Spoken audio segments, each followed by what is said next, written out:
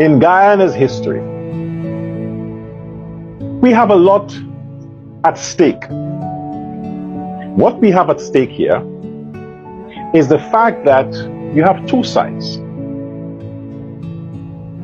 You have the Indo-Guyanese side, and you have everybody else. Literally everybody else. It is the other half of the country against Indo-Guyanese. You can say what you want. You can fabricate whatever ideas you have. It comes down to two things. Everybody else against the Indian population of Guyana. That's the bottom line. And who are the everybody else? The Afro-Guyanese, the Afro-Guyanese sympathizers, the Afro-Guyanese sponsors, and the Afro-Guyanese ghetto, all against the Indo-Guyanese. We have to be realistic to understand that the Amerindian is not counted in this equation. The Chinese, the Europeans, they're not counted in this equation. It comes down to two groups of people, blacks versus Indians. It has always been that case.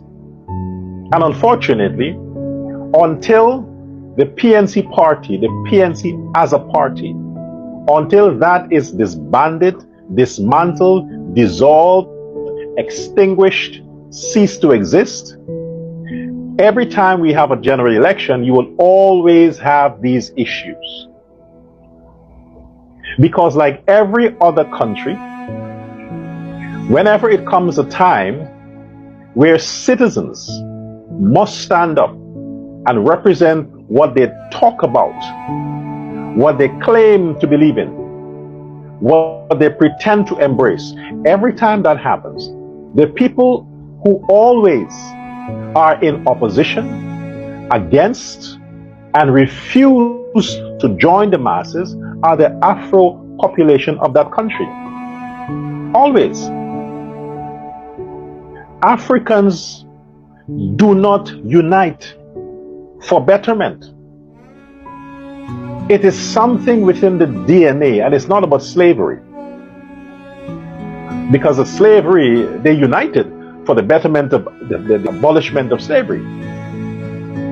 But it is a default thing whereby the average or the typical Afro person, black person, his or hers first reaction to a situation is negative. They project negativity. They expect only bad things. So when something good happens, they're shocked. They question that. In their minds, no. Because nothing good should happen to a black person. That's not what the rest of the world says. That's what the black person himself is thinking. So if something good happens, he is suspicious. He questions that. He looks around to see who's trying to set him up. Because he does not expect anything positive. And also her, the black woman. So you find because of that handicap when it comes to the Afro person, they move through life with that kind of orientation. They do not make an effort to make no significant investment unless somebody comes and say, hey, I'm going to sponsor you. The onus is on the person who's sponsoring them to make it a success. But they would not take the risk upon themselves simply because they never think that anything good can happen. So you find everywhere you go, the neighborhoods that are predominantly black are underdeveloped. They're struggling. There's so much toxicity, so much violence, so much crime. And you wonder why. This is why. Because they all have a similar thought pattern. They all think the same way. Nobody will come out to make an investment, even though they may have the resources, simply because in their mind it's a waste of time. The rest are not going to support me. I'm going to fail. So they will leave that thing how it is. When one finally comes out and make an investment, the other one is saying, what does he think he is? Who does he think he is? I'm going to show him that he's not going to be successful. I'm going to destroy his business.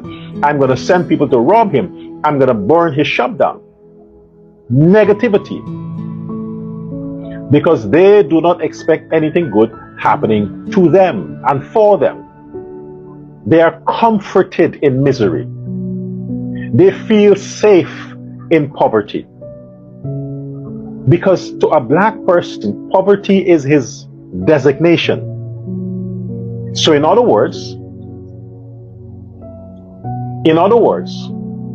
if he gets the opportunity to be rich, he is expecting the time to come when he would revert back to the state of poverty. So everyone he's suspicious of, everything he's suspicious of, because he doesn't think he deserves to be in the position that he's in. He thinks it's accidental. But when they are in poverty, they don't want you to disturb that. They don't want you to come with promises. They don't want you to give them a motivation or inspiration to leave, because in their mind, what are you doing? You're trying to set me up. You want to embarrass me. They're safe in poverty. This is a universal problem with black people, what I've just identified there. But this is not about going into that direction. At some other point, I'm going to get deeper where that's concerned. But my point in making that remark is what I've been saying before. The Ali Jadgeo government